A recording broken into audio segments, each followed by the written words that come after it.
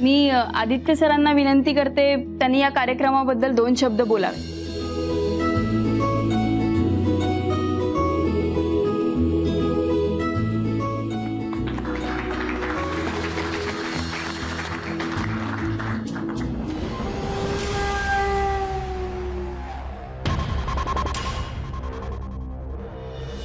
आजचा दिवस खरं तर आपणा सगळ्यांसाठीच खास आहेच, पण माझ्यासाठी आजचा दिवस हा सर्वार्थानं वेगळा आहे। काय आहे माहेरचा चहा? माझी काकी म्हणजेच रत्नमाला मोहिते हिच्या अथक परिश्रमातून उभं राहिलेलं एक वेगळं साम्राज्य आहे माहेरचा चहा। कित्येक वर्षांची मेहनत आणि त्या मेहनतीचं फलित आहे माहेरचा चहा। माझ्या काकीच्या पाठीमागे खंबीरपणे उभा असणाऱ्या माझ्या भावाच्या म्हणजेच राजवर्धनच्या कष्टाचं फळ आहे माहेरचा चहा।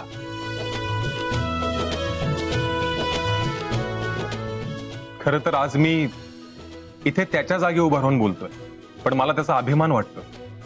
का माहितीये? कारण आज मी त्याच्या जागी उभा राहून बोलत असलो तरी सुद्धा त्याच्या डोळ्यात आज माझ्याविषयी असूया नाही तर निव्वळ प्रेम दिसतंय।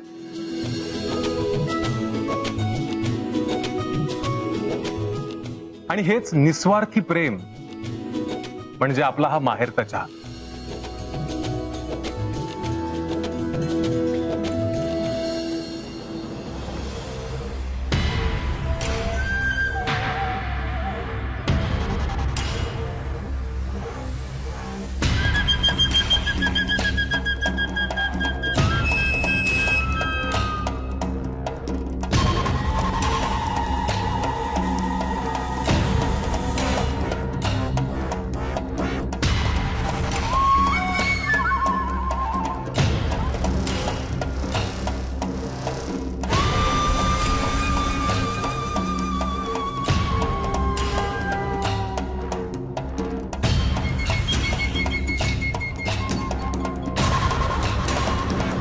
आज माहेरचा चहाला 20 वर्ष पूर्ण झाली आहेत आणि केवळ 20च नाही, या पुढचे 100, 150 अनेक वर्ष आपला माहेरचा चहा हा त्याच्या ग्राहकांच्या मनावर असंच अधिराज्य गाजवत राहील याची मला खात्री आहे।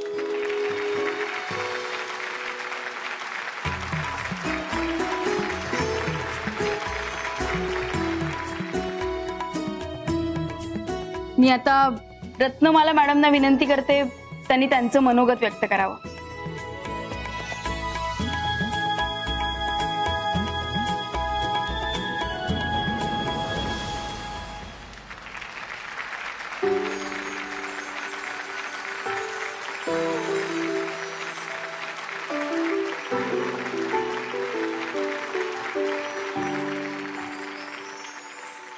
नमस्कार। आज माहेरच्या चहाचा 20वा वर्धापन दिन आहे। त्यानिमित्ताने तुम्ही सगळे इतक्या आपुलकीने इथे आलात त्यासाठी सर्वप्रथम मी तुम्हा सर्वांचं स्वागत करते।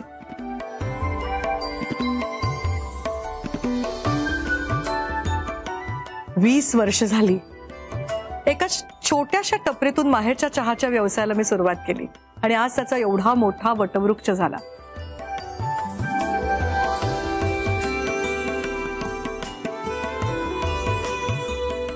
हे यश माझ्या एकटीचं निश्चितच नाहीये, या यशात तुम्ही सगळे सहभागी आहात।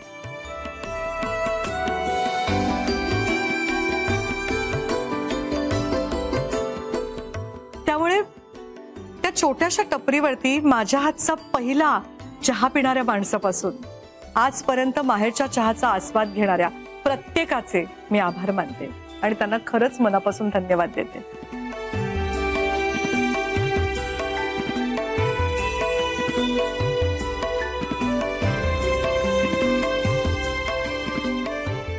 आत्ताच आदित्यने विचारलं की माहेरचा चहा म्हणजे काय? खरंच माहेरचा चहा म्हणजे काय? इथे असणाऱ्या प्रत्येक विवाहित स्त्रीला माहेर या शब्दाचा अर्थ उमगलाय।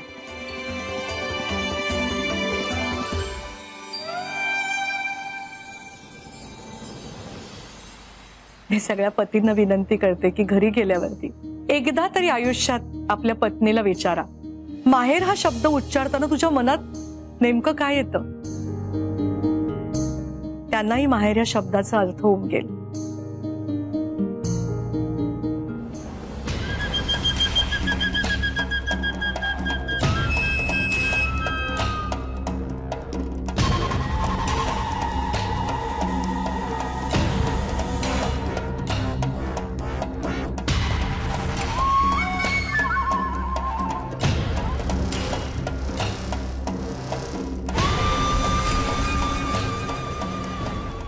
माहेर या शब्दात वसला आहे प्रेम, आपुलकी, काळजी, आदर.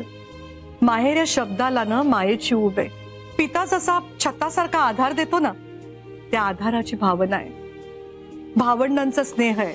आणि हे सगळं सामावलंय आमच्या एक कप चहात. आणि म्हणूनच तो माहेरचा चहा आहे. खरंच संस्कृती आणि परंपरा माहेरच्या चहाचा पाया आहेत, तसा त्या माहेरच्या चहाचा कळसही आहे. आता बघा ना, रस्त्यावरती काबाड कष्ट करणारा एखादा कामगार असू दे, घरोघरी पेपर टाकणारा एखादा पेपरवाला मुलगा असू दे, स्टेशनवर, बस स्टँडवर ती हमाली करणारा हमाल असू दे, दिवसभर पायपीट करणारा एखादा सेल्समन असू दे, कुरिअर बॉय असू दे, ऑफिसेसमध्ये डबे पोचवणारा डबेवाला असू दे, किंवा लाखोंच्या उलाढाली करून डोकं जड झालेला एखादा सीए असू दे,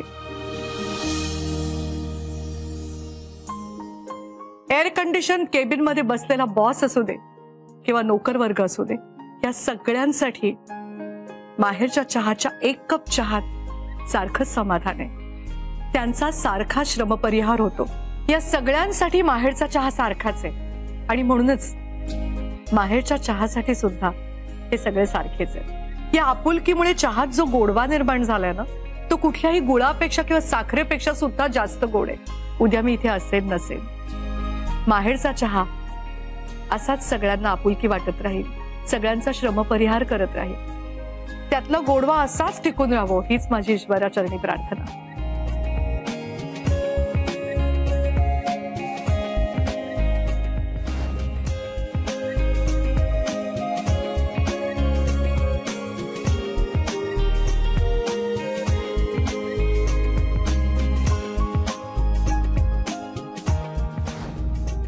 काय ग, कशाला बोलवलं? ऐक जरा, जेवणाची व्यवस्था झाली का बघून लगेच. हो ठीक आहे.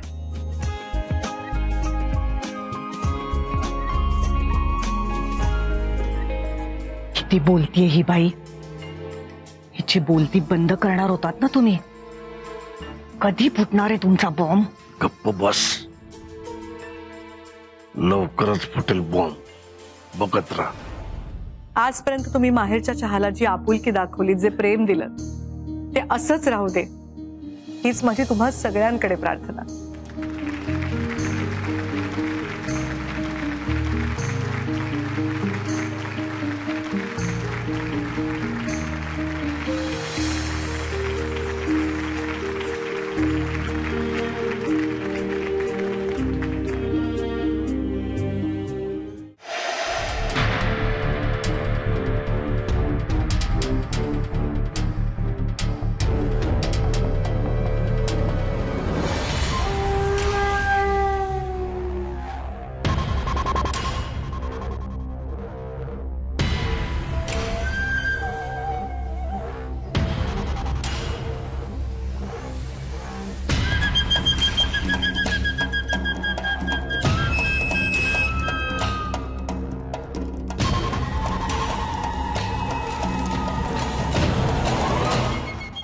आता या कार्यक्रमात उपस्थित असलेल्या पत्रकारांना मी विनंती करते, माहेरच्या चहाच्या प्रवासाविषयी त्यांना काही प्रश्न विचारायचे असतील तर ते विचारू शकता. मॅम, कसं वाटतंय आपल्याला? 20 वर्ष झाली माहेरच्या चहाला.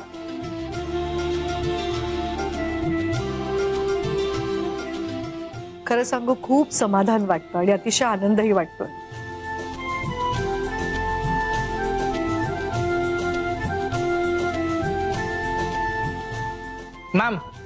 मॅम, बदलत्या काळानुसार माहेरचा चहा बदलेल का? आणि नाही बदलला तर तो मागे पडेल का?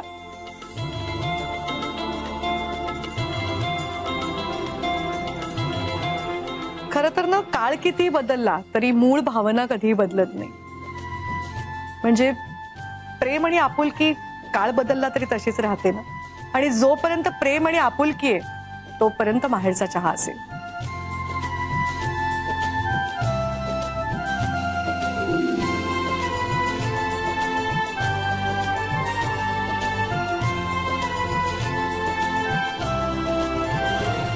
मॅम एक मिनिट. माझा प्रश्न असा आहे की राजवर्धन मोहिते तुमच्या घरी राहत नाही. संस्कृती परंपरेचा तुम्ही डंका मिरवता, तरी पण राजवर्धन मोहिते एका मुलीसोबत लिव्ह इन मध्ये राहतात आहे, हे आपल्याला कितपत पटतंय?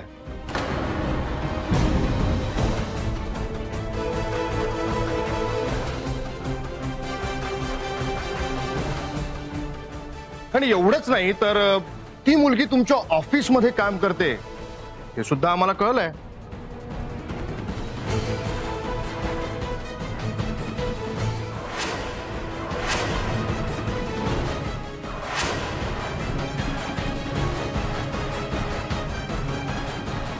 तर हे खरं आहे का? आणि जर हे खरं असेल तर तुमचा त्या दोघांच्या नात्याला विरोध होता म्हणून ते दोघं लिव्हिंग मध्ये राहतात आहे, की राजवर्धन मोहिते यांना सवय आहे प्रत्येक मुलीच्या प्रेमात पडून तिच्यासोबत लिव्हिंग मध्ये राहण्याची, की त्यांची लाईफस्टाईलच अशी आहे?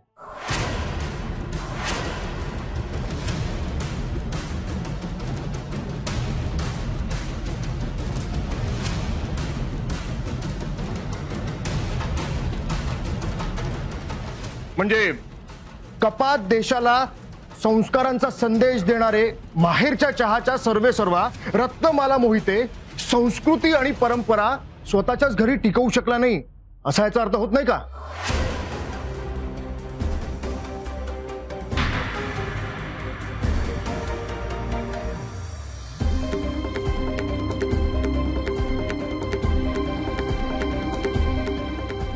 हे बघा, तुम्ही आता काय वाटेल ते प्रश्न विचारताय.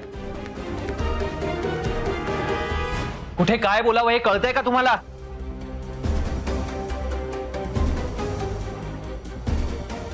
सॉरी, पण पत्रकाराची कसं वागावं हे तुम्हाला कळतंय का?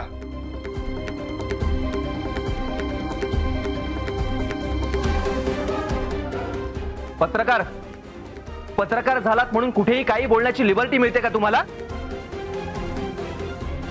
तोंडाला जरा लगाम घाला तुमच्या. उगीच तोंडाला येईल ते परत सुटू नका. Mind your language mister Mohite. मी उगाच काही बरळत नाहीये.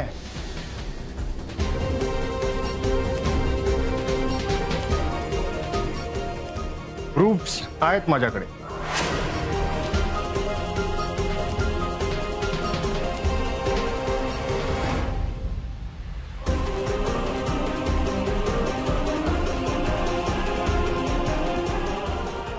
बघू काय प्रूफ्स आहेत.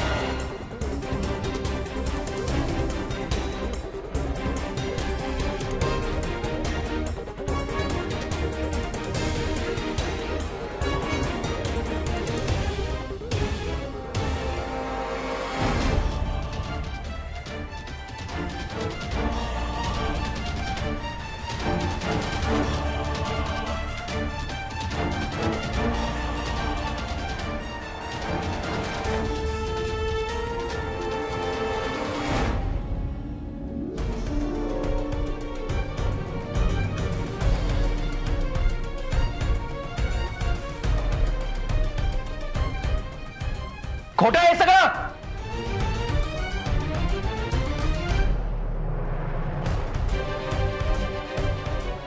How dare you. तुमची हिम्मत कशी झाली आमचे असे फोटोज काढण्याची?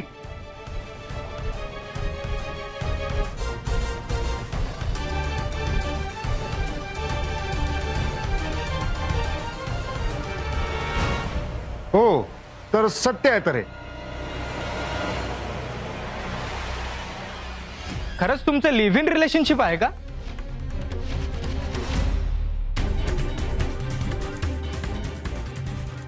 सर, लिव्हिंग मध्ये राहण्यासाठी तुम्हीच तुमच्या एम्प्लॉयची निवड केली होती की हे सगळं आपोआप घडलं?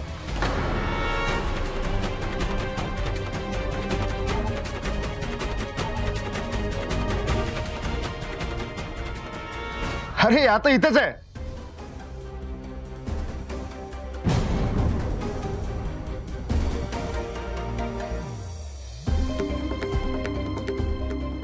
मॅम, तुम्ही माहेरच्या चहामध्ये काम करता ना? राजवर्धन आणि तुमचं नातं काय? लिव्हिंग मध्ये राहण्याचा निर्णय तुमचाच होता की त्यामागे काही?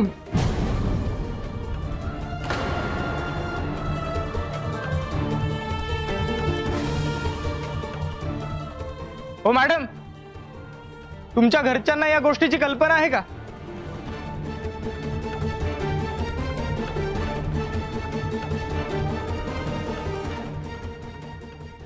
मॅम सांगा ना, लिव्हिंग मध्ये राहण्यासाठी तुम्ही होकार दिला त्यामागे काही वेगळं कारण आहे? म्हणजे प्रेम की अजून काही?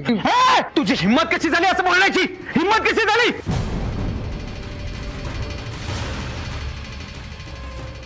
असले प्रश्न विचारायला लाज नाही वाटत? लाज नाही वाटत तुला? हा?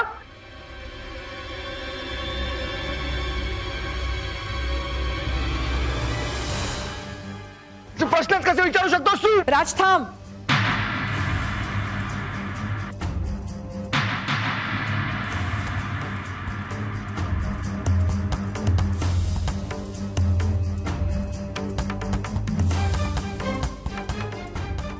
राज ऐक माझं. राज, राज,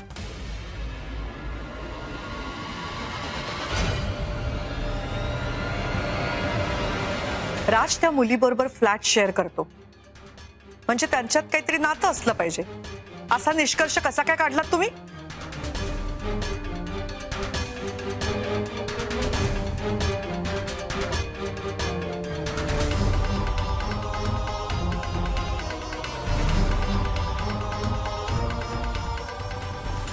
मी त्या मुलीला खूप चांगली ओळखते आणि मी माझ्या मुलालाही ओळखते.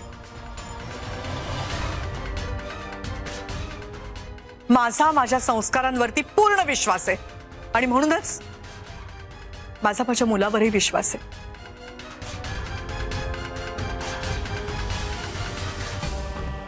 तितकाच किंबहुना त्याच्यापेक्षा जास्त विश्वास माझा त्या मुलीवर सुद्धा आहे.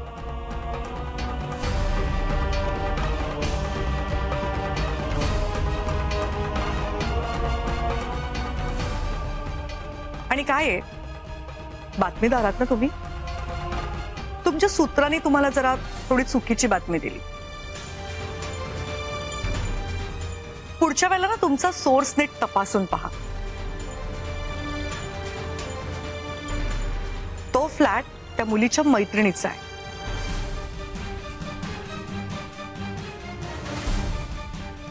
आणि तिथे तीही राहते.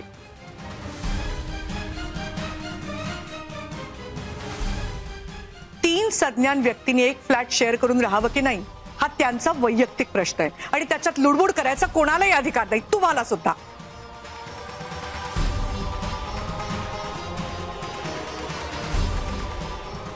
बातम्या देताना बातमीदारांना प्रश्न विचारताना सत्सद विवेक बुद्धीचा वापर करावा, जी तुमच्यापाशी नाही.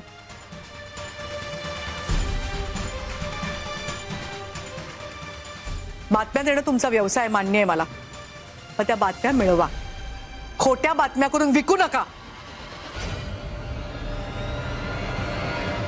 आणि कसं आहे ना मिस्टर पत्रकार, कुठल्याही रिलेशनला थोडा खोट्याचा मसाला लावून विकणं हा तुमचा बिझनेस असेल, म्हणून प्रत्येक रिलेशन एकाच चष्म्यातून बघायची ना सवय झाली आहे तुम्हाला. पण एक गोष्ट लक्षात ठेवा, आज इथे गेस्ट म्हणून आलाय म्हणून सोडतोय.